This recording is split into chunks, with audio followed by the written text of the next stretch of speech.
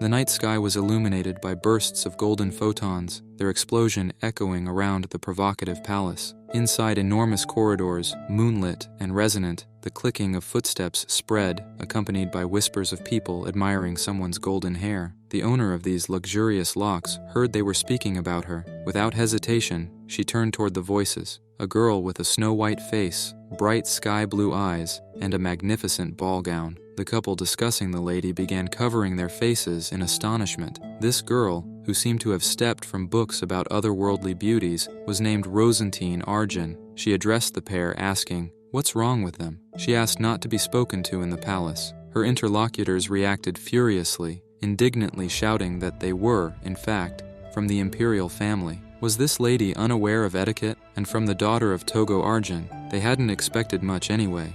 And since she sees them, that means she's a witch. Wearing a contemptuous grimace, the lady declared that Rosentine was an unfortunate child who would be executed if caught. Hadn't her mother Violetta properly raised the girl? After hearing this, she screamed at them to shut up, and they immediately became terrified, clinging to each other. She has no business with ghosts, so they should leave. Turning back, clicking her heels, thoughts about all this injustice began flooding her mind.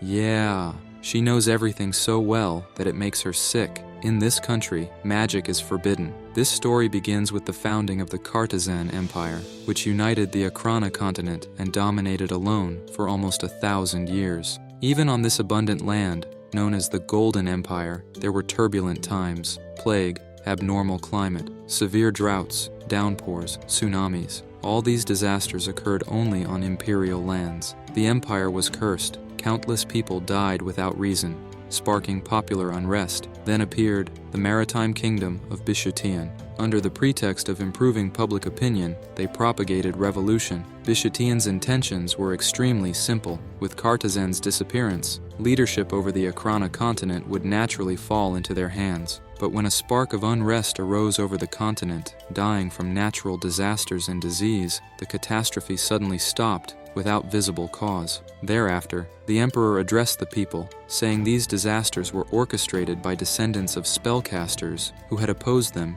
even before the empire's Kartazen foundation. Therefore, henceforth in the empire, any witchcraft is prohibited except officially recognized magic, and all who honor paganism will be punished. Then began the persecution of witches in Kartazen. Continuing down the corridor, the lady continued her thoughts. Yet Bishutian is not all that you see. They were preparing to overthrow the empire, justifying it as saving people. Subsequently, the empire regained wealth and power and continues to prosper to this day. Two pillars supporting the Golden Empire, Kartazen since its foundation. The distinguished officials, resourceful Arjun and powerful Hazenstu. Of these two, she who was born in the duchy of resourceful Arjun, possessing everything, but condemned to the curse of seeing ghosts, Rosentine Arzen. Moreover, she still remembers her previous life in South Korea when she was Yoon Sol-yu. Her appearance and surroundings changed, but somehow this power was transferred to her. Since this is a new life, she would like to live it peacefully. Opening the door leading to the Great Hall, Rosentine realizes that in this world she feels most comfortable and wants to stay here, although usually the main heroines of novels she once read miss their previous lives. However, she does not. After these reflections, the guard opens the door. Light descends on Rosentine's face. Her golden locks merge into one with it. Before her lies a bright sun-like ballroom. Stopping before the undeniable beauty of this place, she can be confident in herself. Any world and any life will be better than the hell she lived through as Yoon Sol-yu. Her previous life was like an endless race where she couldn't fall behind for a moment. There was no particular reason. She could simply see ghosts from birth. Ordinary people do not accept those who differ from them. Her family was no exception.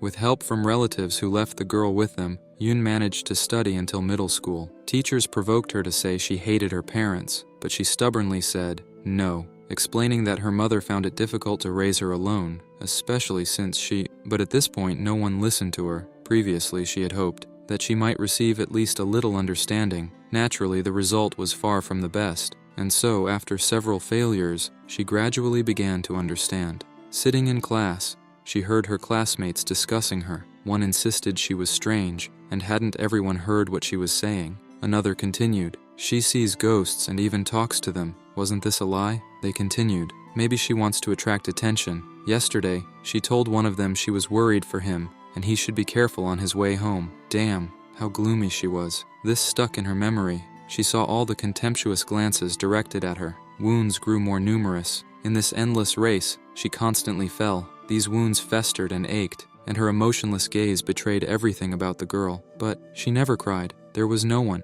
and basically, no opportunity. She had to get up and endure this alone. One day after school, the girl happened to overhear a conversation within the house. A woman was saying she didn't want to take her there, in case she might negatively influence Ji-won, and apparently, she was having problems at school. Another voice in the room continued, "Just get rid of her once she graduates from middle school. From the start, she should have died on the street. She'll thank us for raising her for free." Afterward, the ghosts around the girl whispered that no one wanted to be with her. They called her to follow them. "Do you really think anyone will accept someone like you?" the spirit said. Dropping her head on the verge of hysteria, she pulled herself together. Even so, the girl did not feel unhappy. Everything was fine, as long as she could survive.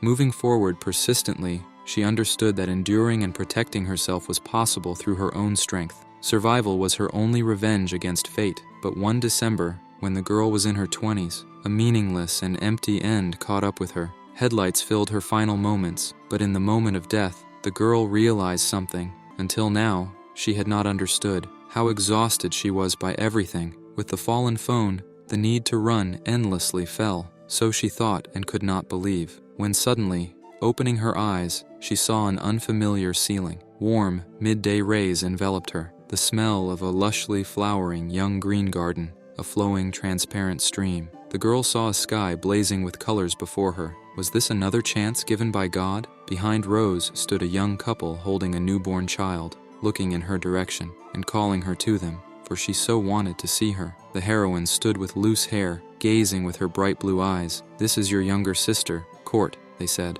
The young girl was still captivated by the warm wind signaling spring, soft and gentle. Embracing her sister, Rose understood that winter would come someday. She does not intend to surrender. This barely visible, vague light in the distance. Even if at the end of this happiness, winter returns again, she will rise again countless times, having firmly decided to protect this light.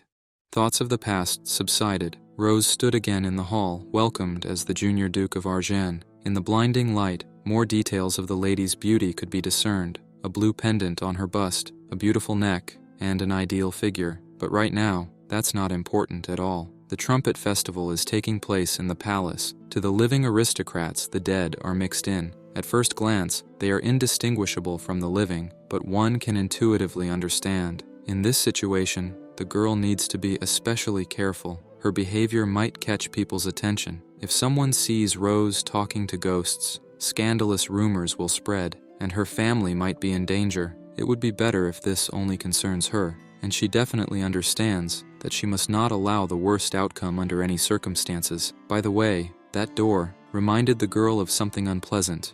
9 years ago, in the capital of the Kartazen Empire, in the Lensto Palace. At that time, Rose was 16, and her younger sister Court had recently turned. With a face full of surprise, Court shouted joyfully about how everything in the area was so huge and beautiful. Rose took the girl by the hand and said she needed to behave a little more properly as they were in the imperial palace, to which Court quickly agreed. The heroine asked her sister where she would like to start the tour, and she wanted to go inside the palace as she had already seen the garden. After which 2 men shouted that it was an excellent choice, that the palace was more magnificent inside than outside. Rose immediately pressed her sister to her chest and screamed at the damn ghosts not to even think about scaring Court, to vanish immediately. Exhaling with relief, she reflected that she had seen ghosts since her birth in this world. From her previous life experience, she understood what could happen if one showed ghosts that one knew about them. Therefore, she tried to live by pretending not to see or hear them. For some time, everything was fine,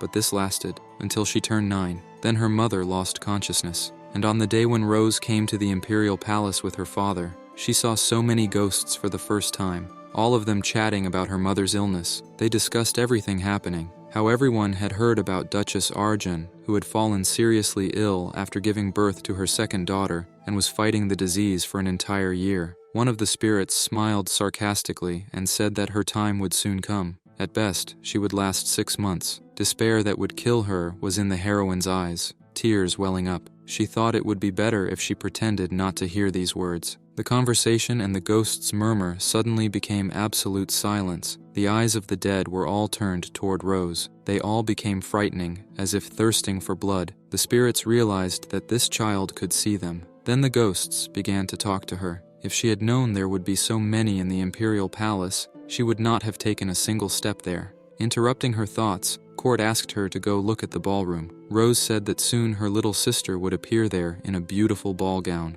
Her sister beamed with happiness, but it was very short-lived. The entire palace bloomed with bloody colors. Rose could not find Court. She was distracted for just a moment, and her sister had disappeared. She was not the kind of child who would run away without a word. Rose had a bad feeling. She did not want to think something might happen to Court. Standing in the corridor, she saw a door that had not been in the palace before. Opening the door, the heroine's heart sank. Court stood on her knees, and behind her stood a faceless silhouette emanating death. Her sister asked in a trembling voice for help. Terrified, embracing her, Rose did not know what to do. She felt that the entity was feeding on Court's life force, and if she took her sister away, the ghost would do something irreparable. Asking her sister to wait for her, she ran for help. Rushing into the corridor, she thought she would do anything to save her. And at one moment, when the girl heard strange sounds, a question was asked about whom she was going to seek. Seeing another ghost, she ordered it away in her usual manner. But this spirit was different. He calmly told Rosentine to come to her senses, and if someone found out, her sister would be on the brink of destruction. Screaming at the top of her lungs and clenching her fists, she disagreed, and the ghost had no right to say such things about her. Her newfound life, gentle parents, caring and tender sister Court, a loving family she could not have even dreamed of in her previous life. She was more precious than her own life. Barely 6 years had passed since her mother's death, and now something might happen to Court. Rose covered her face with her hands. The ghost addressed her by name and offered to make a deal with him. He said he could help her. She had seen a ghost without a face. These ghosts were insane. Court was born with a body that attracted the most terrible evil. After saying this, Rose asked if it would retreat. Would everything end well? The spirit could indeed save her sister. He answered that he knew a way, and if she wished, he would help her in the future as well. Rose was full of doubts, clenching her fist. Could she believe his words? But she had no other choice. She asked what he wanted in return, and the spirit requested her to fulfill one of his wishes when the time came, and that would be enough for him. She would not regret this choice. As it had always been, he continued. He called out his name, Renan. After the conversation, Rose ran through the palace corridors. Opening that very door, she saw Court, her sister not reacting to anything and sitting in terror. Rose hugged her, apologizing. She must have been frightened, but now she was close. Once again, that terrible, faceless spirit was near. Anger filled Rose's eyes. A recent conversation with Renan, who promised to help her, surfaced in her mind. She had asked what she needed to do. He explained that countless ghosts inhabited the palace, both inside and outside its walls, and he would tell her how to control them. For this, she would need a name. It was the ghost's weakness. A given name binds the dead to this world, and knowing the name allows her to command anything at will, both banishing and binding them. Rose couldn't believe she was capable of this. Renan responded that she was the only one who could see them, and she should simply try. The one holding her sister was called Rosentine Kartazen, he revealed. This was a member of the imperial family who received the sacred golden reverence. What troubled the heroine was why this imperial family member had become an evil spirit and was freely roaming the palace. Renan told Rose she only needed to call his name and command, to say what she desired now, and ask him to fulfill that wish immediately. Embracing her sister, she understood she couldn't hesitate and must try everything possible. Lifting her sister's head, Rose apologized that Court was going through this, blaming only her own carelessness. She would definitely save her dear younger sister, and until the day Court no longer needed her help, no matter what happened, she would protect her happiness and peace with her own hands. Looking at her sister, she begged her to open her eyes. Her hair and pendant rose from the power emanating from Rose. She screamed the ghost's name, looking into Court's eyes, and commanded him to return her sister immediately. A flash of pink light spread throughout the room, rising in a whirlwind to the ceiling. Everything around Rose went still, the pink glow changing to a blue azure palette. Just as Renan had said, the evil spirit disappeared with a single command. 9 years had passed since then. This happened before Court's debutante ball, but currently, during the ball, something was amiss. In the social gathering, ghosts laughed, discussing the heroine's ridiculous expression. One of them addressed another about the impropriety and that ghosts should not mock pathetic humans. Looking at Rannon, Rose mentally called him a beautiful fool. It seemed he was deliberately playing the idiot before the palace's imperial ghosts. But why? The question remained open. The command to the ghost that day was a kind of sorcery strictly forbidden in Kartazen.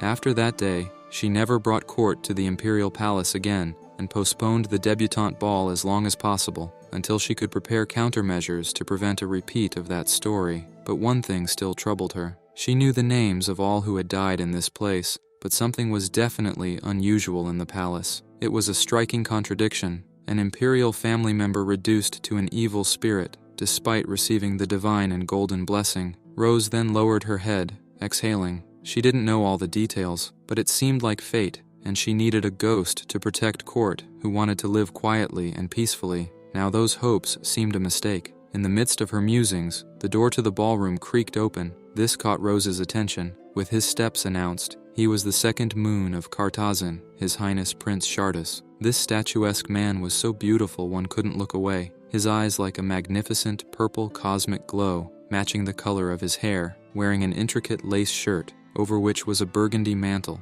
Everyone from young to old, both girls and young men, blushed in his vicinity. Rose's jaw practically dropped at the sight. Looking in his direction, she understood why people spoke of him incessantly. Perfect appearance, resourcefulness, mastery of swordsmanship.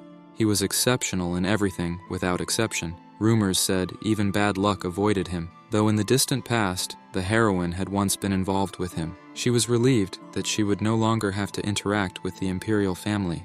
A lady next to Rose asked if she liked the prince. Unfortunately, he was cursed, she murmured. Rose couldn't ignore the widespread superstition and asked the lady about it. The lady continued her story about the curse's existence, but Rose only heard that the crown prince was bedridden. The curse of the Kartazen imperial family, rumors about it still circulated. It remained a mystery, but there were many cases where in one generation, alongside an outstanding individual, another family member would invariably be close to death.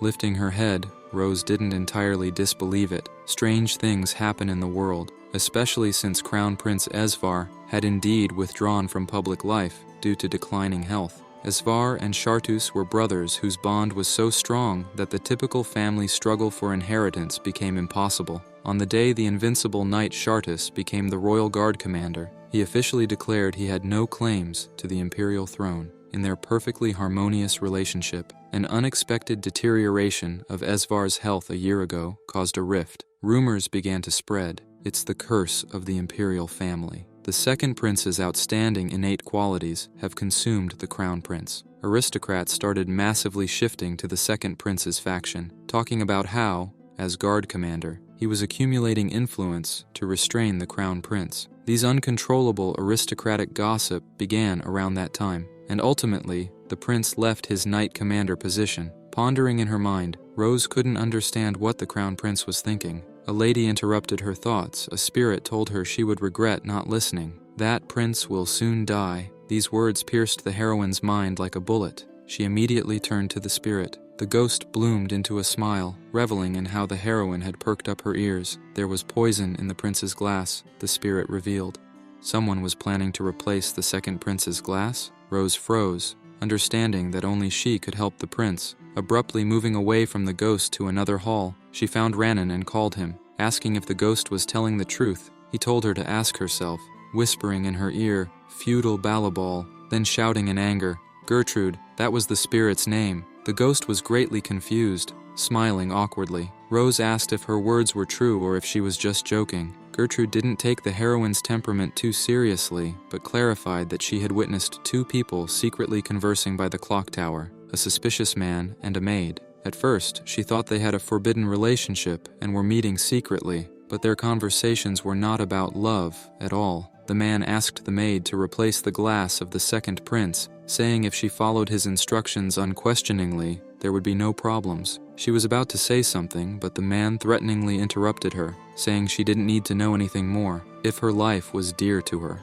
Listening to the ghost, Rose agreed this was concerning, but found it hard to believe it was a poisoning attempt. She was just going to switch glasses, but Gertrude continued, saying that wasn't all. Sir Humpty had also seen the suspicious man, who secretly met with the servant responsible for alcohol delivery and told him to add poison to the wine for the imperial family member arriving at the ball. After this, Rose had no more doubts. It was the most typical scheme. Several bribed people become the tail that can be easily cut off as soon as someone grabs it. When caught and questioned, these people would know nothing except the order they received. In a world where scientific investigation is impossible, tracking down the instigator is much more troublesome. Rose began to clench her dress, understanding that if the prince died, the empire might follow him. But no one ruled out the possibility that the world would eventually find a replacement and continue existing as before. Perhaps this wasn't her concern. Meanwhile, the spirit said Rose had no reason to doubt. The day of flowering approaches. The prince was destined to die. The ghost spoke about poor Argan and how she shouldn't regret. But Rosentine had already turned and was walking away with a loud stride, while Gertrude was indignant that no one was listening to her again. Rose understood that an assassination attempt on an imperial family member was no small matter, and asked herself, was she ready to rush there, even if her life was at stake? After all, she had only wanted to live quietly, protecting her family's peace.